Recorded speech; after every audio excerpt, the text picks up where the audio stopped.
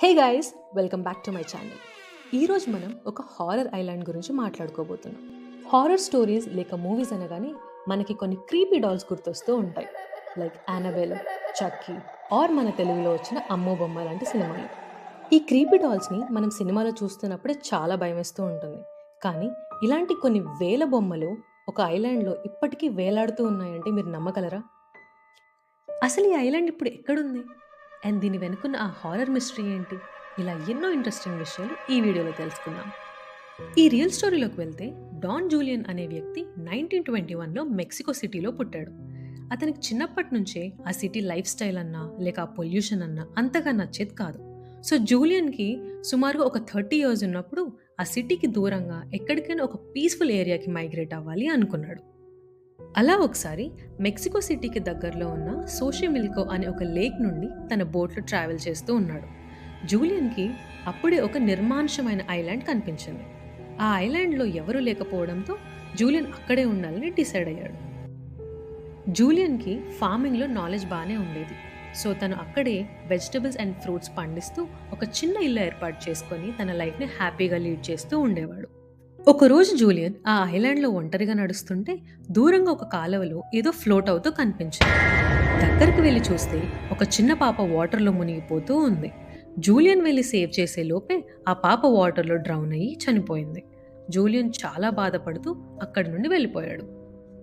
Next day అదే కాలువ దగ్గర నడుస్తున్నప్పుడు జూలియన్కి ఆ పాప మునిగిపోయిన ఎగ్జాక్ట్ స్పాట్లో ఒక బొమ్మ తేలుతూ కనిపించింది.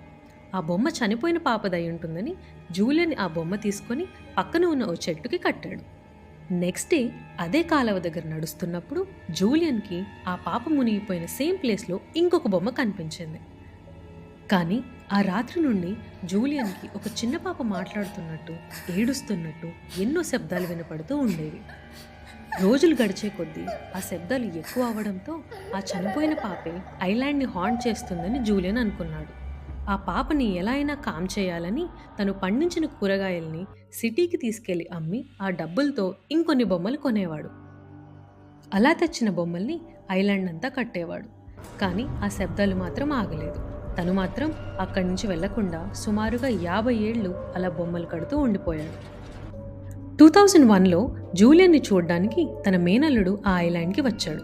జూలియన్ అతనికి ఆ కాలువను చూపించి నన్ను కూడా వాళ్ళతో వచ్చేయమని పిలుస్తున్నారు అని అన్నాడు.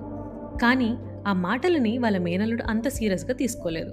ఆ తర్వాత జూలియన్కి కావాల్సిన సరుకులు తీసుకురావడానికి వాళ్ళ మేనల్లుడు సిటీకి వెళ్ళాడు. కానీ తను తిరిగొచ్చేసరికి జూలియన్ ఇంట్లో లేడు.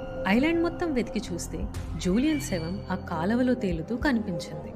తను ఎలా చనిపోయాడు అనేది ఇప్పటికీ ఎవరికీ తెలీదు.